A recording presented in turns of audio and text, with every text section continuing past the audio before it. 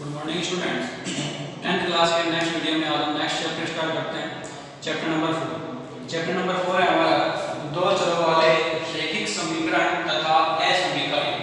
हमने समीकरण पढ़ा है, बहुपद पढ़ लिया हमने चैप्टर नंबर 3 में। हम यहाँ पर बात करेंगे रैखिक समीकरण और असमीकरणों की। उनको यहाँ पर उनके हल की प्रकृति याद करेंगे, साथ में उनको ग्राफीय विधि से जो हम ग्राफ यहाँ पर यूज करेंगे तो ग्राफीय विधि से क्या करते हैं उनका हल यहाँ पर याद करेंगे। तो चलिए सबसे पहले हम देखते हैं इसमें दो चरों वाले रैखिक समीकरण। दो चरों वाले रैखिक समीकरण। तो रैखिक समीकरण की बात करते हैं तो दो चर होंगे यहाँ पर x और y मान लेते हैं। ठीक है, दो चर कौन से x और y। तो हमने मान लिया हमारा एक समीकरण है a1x प्लस b1y और इज इक्वल टू c1। इसी प्रकार दूसरा समीकरण आपका है a2x plus b2y is equal to c2। तो समीकरण 1 और समीकरण 2 हैं, ये क्या कहलाएंगे आपके दो चरों वाले रैखिक समीकरण। रैखिक क्यों है? क्योंकि जो इसके चर हैं x और y दोनों की घातें कितनी हैं? 1। दोनों की घातें कितनी हैं? 1 है, इसलिए रैखिक समीकरण है। और इसमें चरों की संख्या 2 है, इसलिए क्या है? दो चरों वाले रैखिक समीकरण है। अब ध्यान में रखना है कि हमारे पास समीकरण और असमीकरण क्या होती हैं। अगर हमें इस इक्वेशन में यहाँ पर बीच में इक्वल का चिन्ह दिया हुआ है तो क्या होगा? वो समीकरण होगा। लेकिन यदि यहाँ पर हम बात करते हैं असमीकरणों की, असमीकरण क्या होती है? अगर यही इक्वेशन इस प्रकार से लिखी जाएगी a1x प्लस b1y, यहाँ पर ग्रेटर देन का चिन्ह लगा दिया हमने या ग्रेटर देन इक्वल का चिन्ह लगा दिया और लिख दिया c1। ठीक है, दूसरा जो आपका इक्वेशन उसको लिख दें a2x प्लस b2y और लेस देन c2। इक्वल का चिन्ह भी हो सकता है यहाँ पर ग्रेटर देन, लेस देन या ग्रेटर देन इक्वल और लेस देन इक्वल। चारों में से कोई भी चिन्ह लगा हो, चारों में से कोई भी चिन्ह यहाँ पर लगा हो जाए बीच में, तो वो क्या होती है? आपकी असमीकरण होती हैं। और ये यहाँ पर केवल इक्वल का चिन्ह होता है तो क्या होते हैं? आपके समीकरण। रैखिक समीकरण है क्योंकि चरों की घात 1 है और दो चर हैं, इसलिए क्या है हमारे पास यहाँ पर दो चरों वाला रैखिक समीकरण। और ये क्या हो गया आपका? दो चरों वाले रैखिक असमीकरण। क्लियर है? चलिए आगे हम बात करते हैं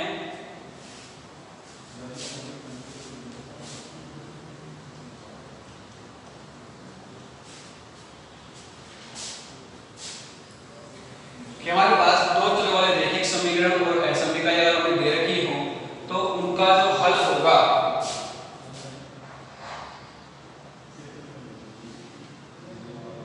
रैखिक समीकरण तथा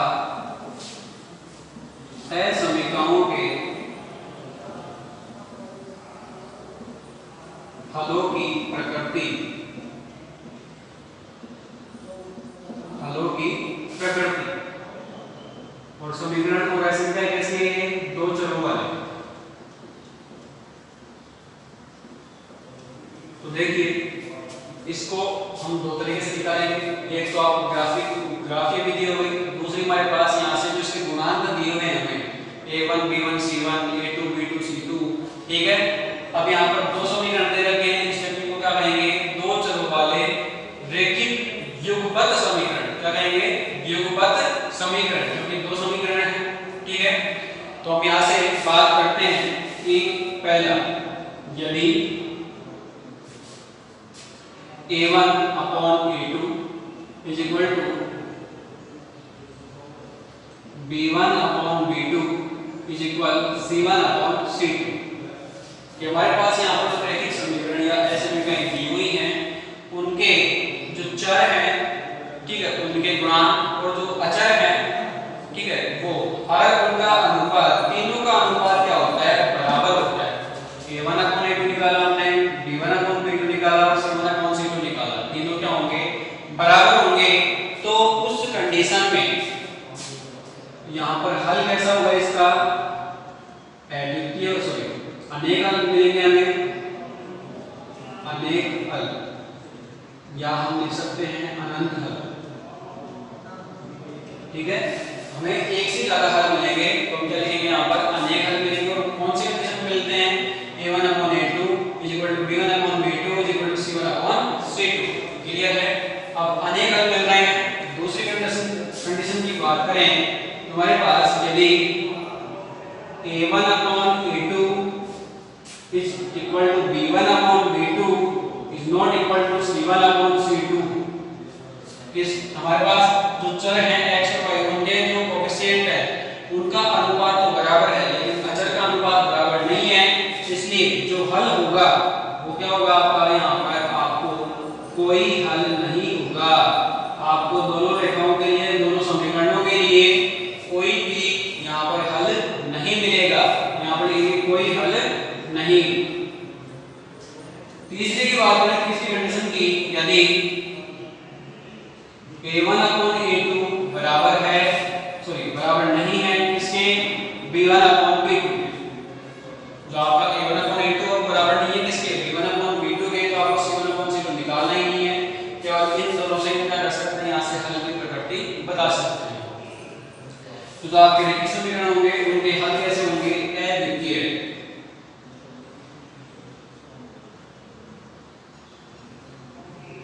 कैसा हल होगा इसका? अद्वितीय होगा, अर्थात हमें जो हल मिल रहा है उसके अलावा और कोई हल इसका नहीं होगा, केवल एक ही हल इसका हमें मिलेगा। अब देखिए ये तो गया हल। अब हम बात करते हैं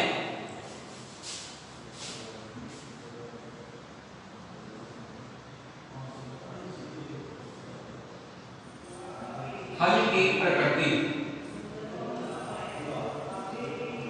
हल की प्रकृति,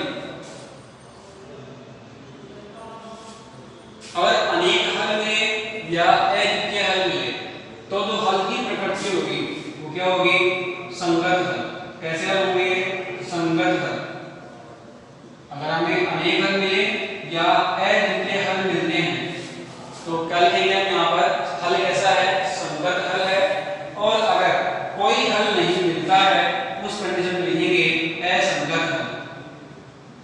याद रखना है कि पहली और तीसरी कंडीशन आती जब अद्वितीय हल और अनेक हल मिलते हैं, तब तो हम क्या लिखेंगे? हल की प्रकृति में संगत हल। और अगर हमें कोई हल नहीं मिलता है इसका, तो हम लिखेंगे उसको असंगत हल, उसको लिखते हैं। यह है आपके पास हल की प्रकृति। अब यहाँ पर देखते हैं रेखाओं के आधार पर।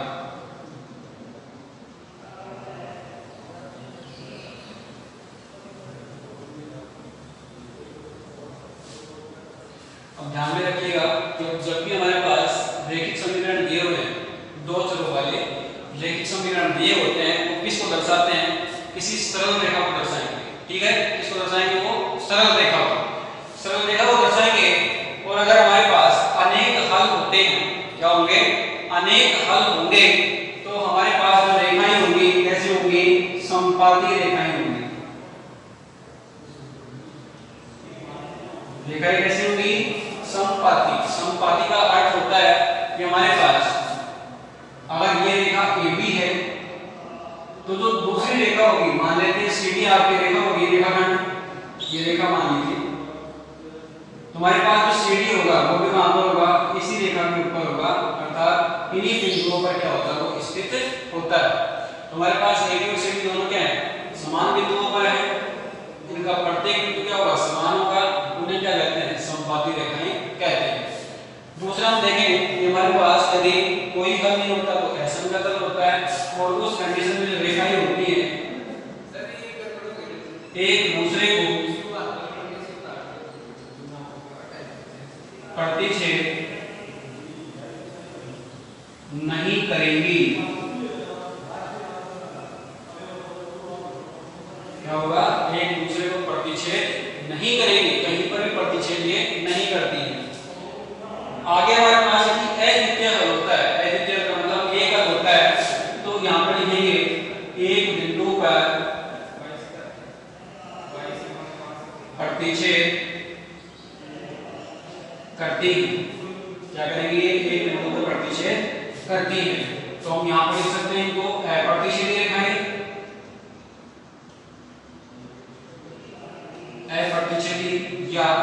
समांतर रेखा और जब प्रतिच्छेद करती हैं तो हम लिखेंगे इसको प्रतिच्छेदी रेखा।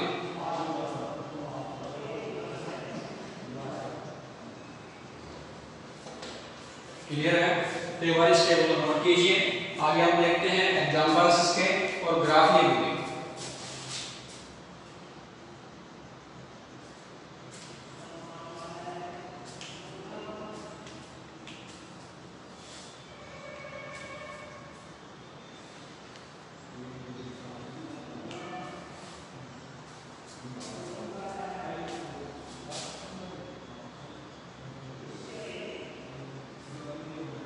और ये टेबल आप सभी को याद होनी चाहिए क्वेश्चंस करने के लिए।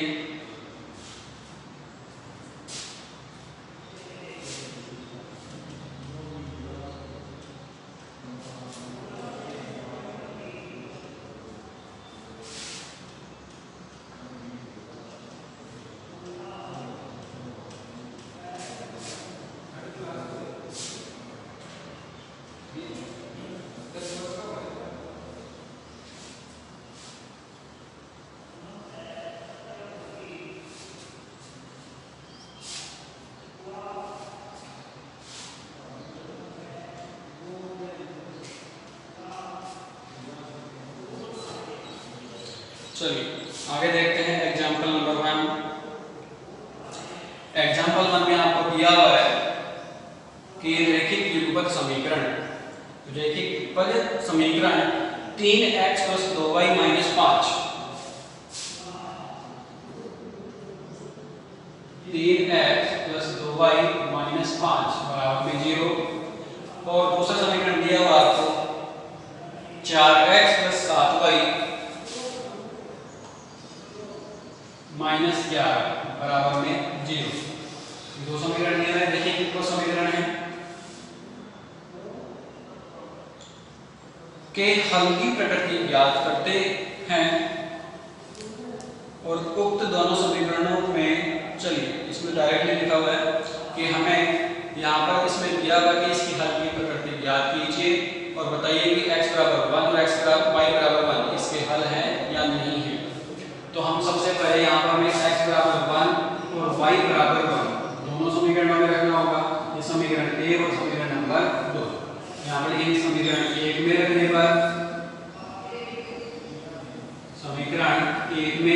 पर x का मान और y का मान 1 रखते हैं तो 3 × 1 + 2 × 1 और माइनस में 5 बराबर 0। कितना हो गया 3 + 2 माइनस में 5 बराबर में 0। ये भी 0 और ये भी कितना है 0। दोनों पक्ष क्या है संतुष्ट करते हैं, इसलिए इसका क्या होगा ये हल होगा। आगे हम देखें तो हमारे पास 4x + 7y -11 बराबर में 0। तो यहाँ पर इसमें क्या करते हैं समीकरण 2 में मान रखने पर समीकरण 2 में रखने पर किसको रखेंगे x और y के मान को। तो 4 × 1 प्लस में 7 × 1 -11 बराबर 0। 4 को 1 से गुणा किया तो कितना हो गया 4 प्लस में 7 को 1 से गुणा किया तो 7 माइनस में 11 बराबर में 0। 4 और 7 11 माइनस में 11 बराबर 0। 11 में से 11 घटाया कितना बच गया आपका 0 बच गया और इधर भी कितना है 0 है। दोनों पक्ष समान है इसलिए इसका भी क्या है हल है। ठीक है तो आपको यहाँ पर मान दिया हुआ है दोनों समीकरणों का क्या है हल है, इसलिए यहाँ पर लिख देंगे x बराबर 1 और y बराबर 1 अभिष्ट हल होगा। कैसा हल होगा अभिष्ट हल होगा अर्थात अद्वितीय हल। कैसा हल अद्वितीय हल होगा। एग्जाम्पल नंबर 2 आप लोग इसी प्रकार करेंगे। और एग्जाम्पल नंबर 3 एग्जाम्पल नंबर 3 की बात करूं मैं नोट कर लीजिए इसको। एग्जाम्पल 3 की बात करूं तो x बराबर 1 y बराबर 2 दूसरा मान दे रखा है x बराबर 3 और y बराबर 1। तो अगर आप यहाँ पर दो मान दे रखे x और y के, अगर दोनों ही मान संतुष्ट करते हैं दोनों समीकरणों को तो यहाँ पर हल कैसा होगा अनेक हल। अगर दोनों में से एक मान का अगर संतुष्ट करता है तो क्या होगा अद्वितीय हल अभीष्ट हल। और अगर दोनों में से कोई भी जो मान है वो संतुष्ट नहीं करते हैं तो क्या होगा कोई हल नहीं होगा, इसके हल असंभव होंगे। क्लियर है। तो आप लोग उस प्रकार से इसको क्या करेंगे, चेक करेंगे, देखते हैं कौन कौन कर पाते हैं। जो आपको टेबल करवाई गई है उसको ध्यान में रखते हुए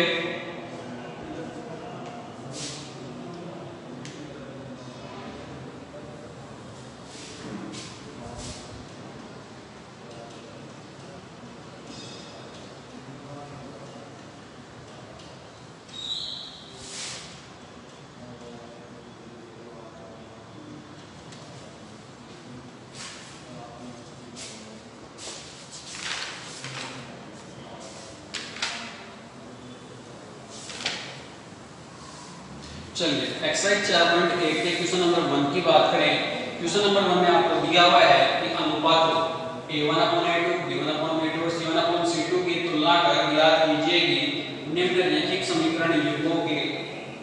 समीकरणों के युग्म संगत हैं या असंगत है, अर्थात उनके हल जो होंगे संगत होगा या असंगत होगा। चलिए पहला क्वेश्चन मैं बताता हूं आपको।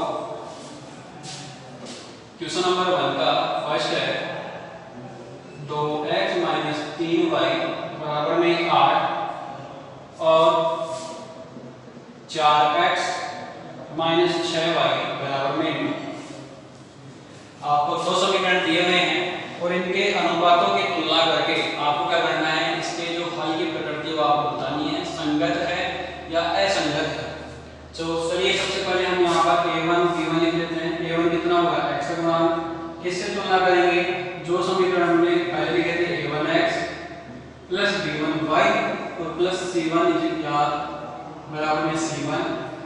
दूसरा था पर 4x - 6 a2x प्लस b2y और बराबर में c2। तो हमने इसके अंदर जो a1 है किसको माना है, x के गुणांक को, तो यहाँ पर भी किसको मानेंगे, x के गुणांक को। तो कितना होगा 2, b1 कितना है आपका -3 और c1 कितना है +8। दूसरे समीकरण से देखते हैं तो a2 की वैल्यू कितनी हो गई 4, b2 की वैल्यू कितनी होगी -6 और c2 की वैल्यू कितनी होगी आपकी 9।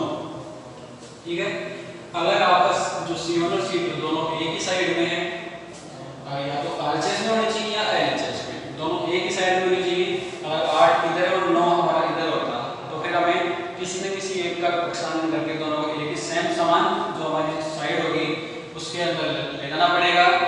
जैसे अगर यहाँ पर -9 होता है इधर, तो उसका कक्षांतर करके हम क्या करते हैं, इसको +9 बनाते हैं इधर आगे। दोनों समान साइड पर होने चाहिए, उसके बाद ही क्या कर सकते हैं, यहाँ पर c1 और c2 का मान लिख सकते हैं। तो चलिए सबसे पहले a1/a2 देखते हैं। 2/4 कितना हो गया 1/2। b1/b2 देखिए कितना हो जाएगा -3 बटे माइनस प्लस 3 से 6 को काटा कितना हो गया 1/2, तो दोनों बराबर है। c1/c2 देखते हैं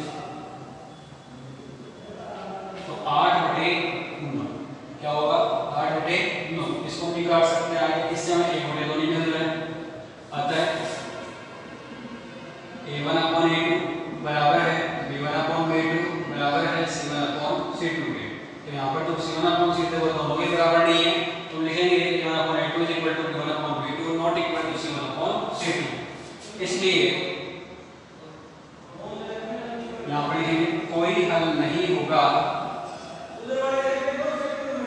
कोई हल नहीं होगा, अर्थात असंगत हल, असंगत हल है। या फिर जो देखिए के ऊपर समीकरण दिए हुए हैं वो कैसे हैं, असंगत है। इसको नोट कीजिए। इसके जो बाकी के 3 क्वेश्चन हैं, फर्स्ट क्वेश्चन में 4 हैं टोटल, तो 3 क्वेश्चन आप लोगों को करने हैं। अगर नहीं आते हैं आपको तो कमेंट करके आप पूछ सकते हैं। चलिए इसको कीजिए, उसके बाद देखते हैं ग्राफ में भी दिए।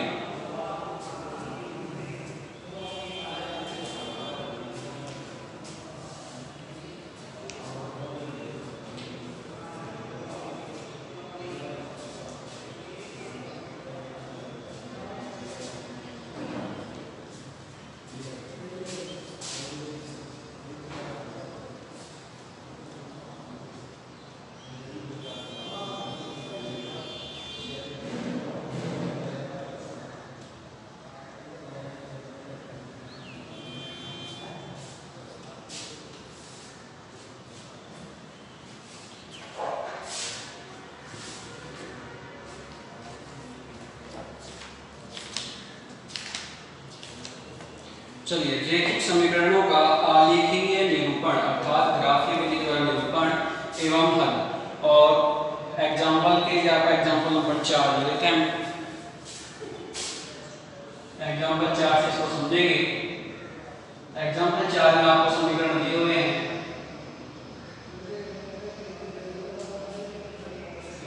दो x plus 3y is equal to 13 और 5x माइनस 2y बराबर में 4। आपको दो समीकरण यहाँ पर दिए हुए हैं। इसके हल की प्रकृति आपको ज्ञात करनी है। कैसे करेंगे देखिए। आप लोगों ने 9th क्लास में विलोपन विधि, प्रतिस्थापन विधि ये सभी पढ़ा हुआ है। तो वहां से आप लोग क्या कर सकते हैं, इसकी x और y की वैल्यू यहाँ से निकाल सकते हैं। प्रतिस्थापन विधि का हम उपयोग करेंगे और हम एक टेबल बना लेते हैं।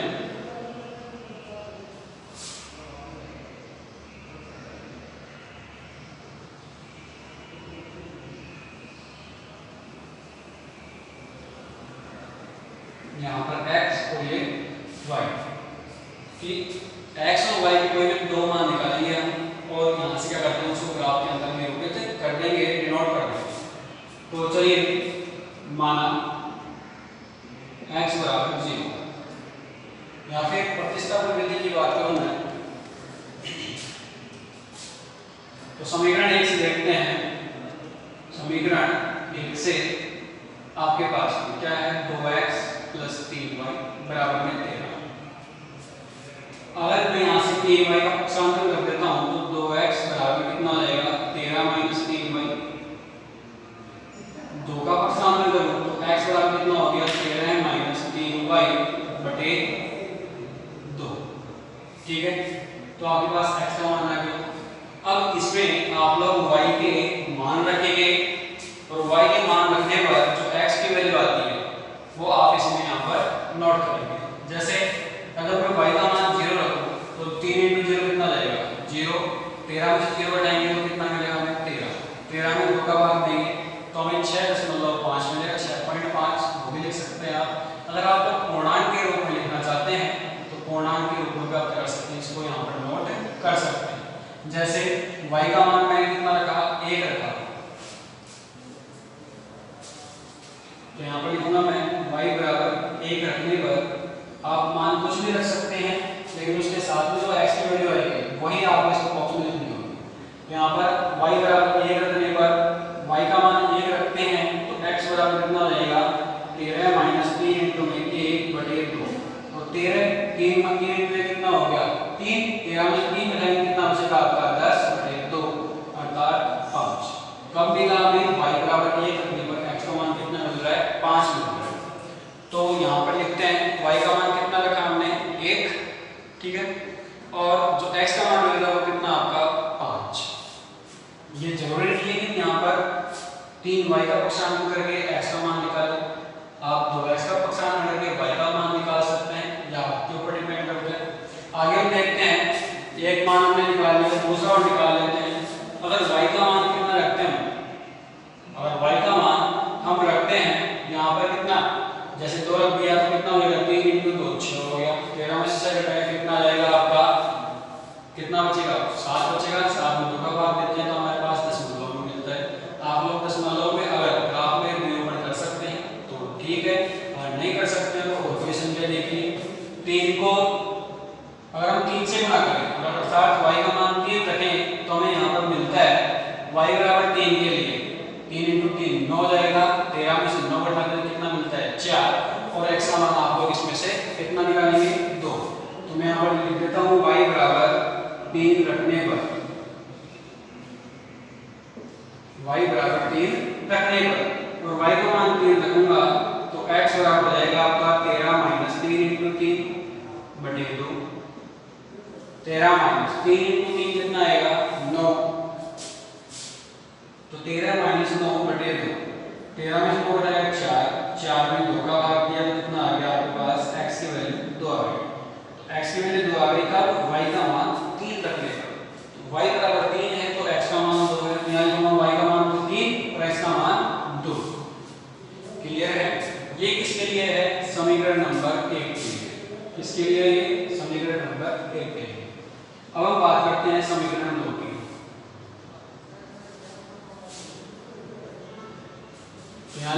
समीकरण 2 से।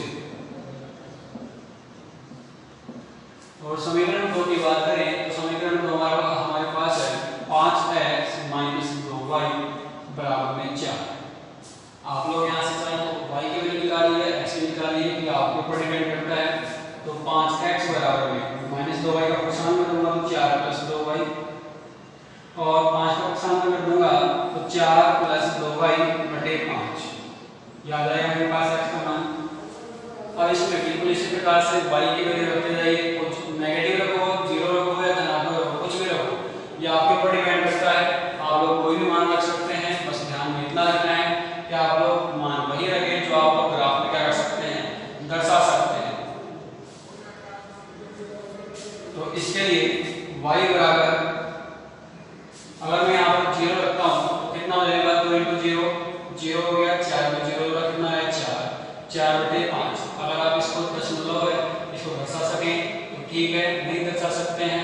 दूसरा मान देखिए, y का मान 1 रखा मैंने तो कितना हो गया, 2 हो गया, 4 और 6, ये भी नहीं दर्शा सकते हो आप। तो दूसरा y बराबर 2 रखा, 4, 2 इंटू 2 कितना हो गया 4, तो 4 प्लस 4 कितना हो गया 8, 8 में नहीं दे सकते हैं आप। तो y का मान 3 रखने पर, y का मान 3 रखने पर हमें यहाँ पर क्या मिलता है, y बराबर 3 रखने पर रखते हैं इसमें मान, तो x बराबर आ जाएगा आपका 4 प्लस 2 इंटू 3 बटे 5। तो x बराबर हो गया आपका 4 प्लस 2 इंटू 3 कितना होगा 6 बटे 5, तो 10 बटे 5। x बराबर कितना आएगा 2, x की वैल्यू कितनी आ गई 2 आ गई। कब आई, y का मान 3 रखने पर। तो यहाँ पर मैं बॉक्स बना देता हूँ समीकरण 2 के लिए, ये x और ये y का मान मैंने 3 रखा है, तब हमें x का मान कितना मिल रहा है 2 मिल रहा है। ठीक है। अब यहाँ पर अगर मैं y का मान ऋणात्मक में ले लेते, चलिए माइनस का ही रखें तो 4 माइनस 2 कितना होगा 2 बचेगा, 2 में 5 का बार नहीं, वही दशमलव में आएगा। y का मान कितना ले लेते हैं माइनस का 2, तो माइनस 2 लेते हैं, y बराबर माइनस 2 रखने पर, तो यहाँ पर आ जाएगा x बराबर में 4 प्लस में 2 इंटू माइनस का 2 बटे 5। x बराबर हो गया 4, 2 इंटू माइनस 2 कितना लेगा माइनस का 4 अपॉन में 5। x बराबर 4 माइनस 4 बटे 5 कितना होगा आपका 0 बटे 5। तो x का मान कितना मिल गया 0। ठीक है। तो हमारे पास यहाँ पर रहता है, तो हमने y का मान माइनस का 2 रखा तो x का मान कितना मिल रहा है 0 मिल रहा है। क्लियर है। तो हमने यहाँ से बिंदु निकाल लिए हैं, हम ग्राफ लेंगे, ग्राफ में बिंदु डिनोट करेंगे, उन बिंदुओं से क्या बनाएंगे रेखाएं बनाएंगे। तो आपको देखिए y का मान 1 और x का मान 5, यहाँ से एक बिंदु मिल रहा है 5, 1, पहले x का मान देखते हैं उसके बाद में y का मान, तो 5, 1। दूसरा बिंदु यहाँ से मिल रहा है आपको समीकरण 1 के लिए, वो कितना मिल रहा है, x का मान 2 है और y का मान कितना है 3 है। आप लोग यहाँ से ना देख के यहाँ से भी देख सकते हैं, 5, 1, 2, 3। इसकी बात करें तो 2, 3, 0, -2। तो यहाँ पर फिर भी लिख लेते हैं एक बार, कितना 2, 3 और यहाँ पर 0, -2। ये बिंदु हम ग्राफ में डिनोट करेंगे, उनको मिलाते हुए रेखा बनाएंगे और देखते हैं हल की प्रकृति क्या होगी। एक बार इसको नोट कर लीजिए, उसके बाद आगे हम ग्राफ बनाते हैं इसका।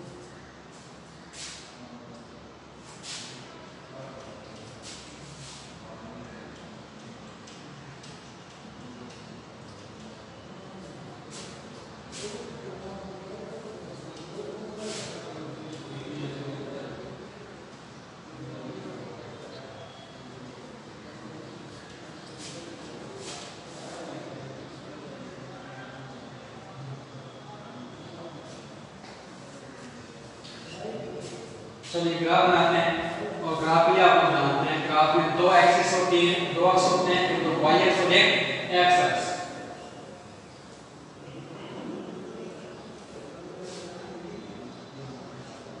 ये x और ये y अक्ष।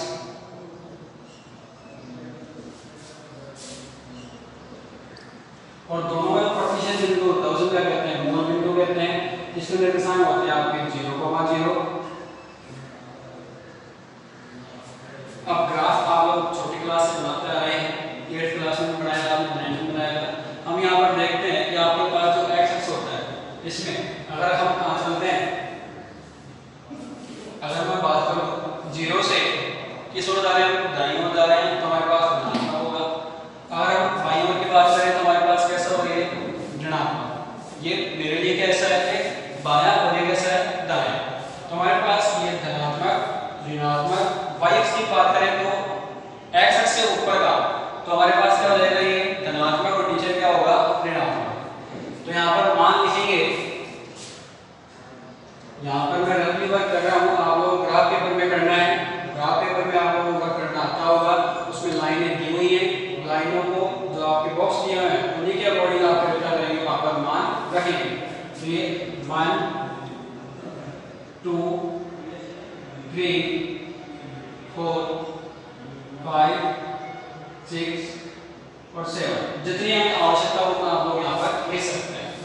इधर देखें तो ये 1, ये 2, ये 3 4 5। इधर आते हैं माइनस में, तो ये माइनस का 1, माइनस का 2, माइनस का 3, माइनस का 2। ठीक है, नीचे लिखते हैं तो माइनस का 1, माइनस का 2, माइनस का 3 और माइनस का 4। आप लोग आगे लिख सकते हैं इसमें। ठीक है, अब देखिए हम बात करेंगे केवल समीकरण 1 की। पहले बात करते हैं केवल समीकरण नंबर 1 की। समीकरण 1 के लिए हमने यहाँ पर टेबल बनाई है, जो टेबल बनाई है उसके अकॉर्डिंग पहला बिंदु क्या हो गया, 5,1। पहले x का मान फिर y का मान, कौन सा बिंदु रहेगा, 5,1। x का मान प्लस का 5 कहाँ पर है, ये रहा, और y का मान प्लस का 1 कहाँ पर है, यहाँ पर दिख रहा है। ठीक है, x का मान 5 ये है और y का मान 1 ये है।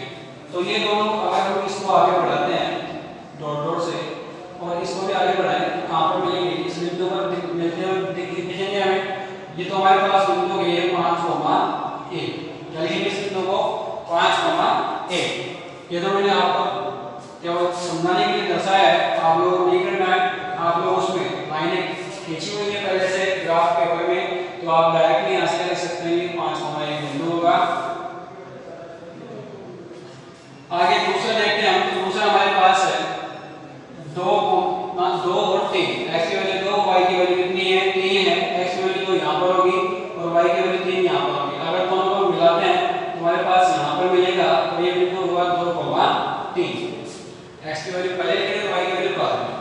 तो हमारे पास ये दो बिंदु थे, इसके लिए समीकरण नंबर 1 के लिए, और इन दोनों को अगर मिलाते हैं, इसके लेकर के आप लोग मिला दीजिएगा इसको, इसके लेकर के आप लोग मिलाते हैं इसको, तो आपको इस प्रकार से एक रेखा मिलती है और इसको आगे तक बढ़ा दीजिए दोनों दिशाओं में। ठीक है, तो हमारे पास ये समीकरण नंबर 1 है, और समीकरण नंबर 1 क्या था आपका, समीकरण नंबर 1 का आपका 2x + 3y = 13। और तो आप ये समीकरण इसमें आपको यहाँ पर लिखना है। अब बात करते हैं समीकरण नंबर 2 की। समीकरण 2 की बात करें तो इसका पहला बिंदु क्या है, 2,3 है, जो में आपको दिख रहा है पहले से 2,3। दूसरा बिंदु है 0,-2। x की वैल्यू 0 कहां पर होगी, यहां पर। ठीक है, और y की वैल्यू -2 कहां पर है, ये -2 है। तो दोनों को मिलाते हैं, यहां पर कहां पर मिलेगा, ये y एक्सिस में मिलेगा, x का मान 0 और -2 ये रहा। तो दोनों को हम क्या कर देते हैं, मिला देते हैं इस तरह से, और इनको आगे बढ़ाएंगे तो हमें एक रेखा मिल जाएगी। और जो ये रेखा है इसका समीकरण क्या होगा, समीकरण नंबर 2, जो क्या आपका 5x - 2y = 4। ठीक है, तो ये जो हमारी दोनों रेखाएं एक बिंदु पर मिल रही हैं, कौन से बिंदु पर, 2,3 पर, और यही क्या है, इन दोनों का हल है। क्या है इनका हल हल होगा। जिस बिंदु पर मिलती है प्रतिच्छेद करती है उसका हल होगा। एक बिंदु पर खड़ी है अर्थात अद्वितीय हल है, एक से ज्यादा पर मिलेगी तो अनेक हल होंगे, और एक बिंदु पर भी नहीं मिलती है तो वो समांतर रेखाएं होंगी, अप्रतिच्छेदी रेखाएं होती है, कोई हल उनका नहीं होता है। यहाँ पर लिख देंगे हल क्या है इनका 2, 3, तो वो कैसा हल है अद्वितीय हल। कैसा हल होगा अद्वितीय हल। अगर रेखाओं की प्रकृति पूछता है तो आप लोग क्या लिखेंगे प्रतिच्छेदी रेखाएं। कैसी रेखाएं प्रतिच्छेदी रेखाएं। क्लियर है। बिल्कुल इसी प्रकार से 4.1 के बाकी क्वेश्चन आप लोगों को करने हैं, हम कल भी करेंगे 4.1। एक बार इसको नोट करिए, समझिए, अच्छे से प्रैक्टिस कीजिए एग्जांपल्स की और क्वेश्चंस की। मिलते हैं नेक्स्ट वीडियो में।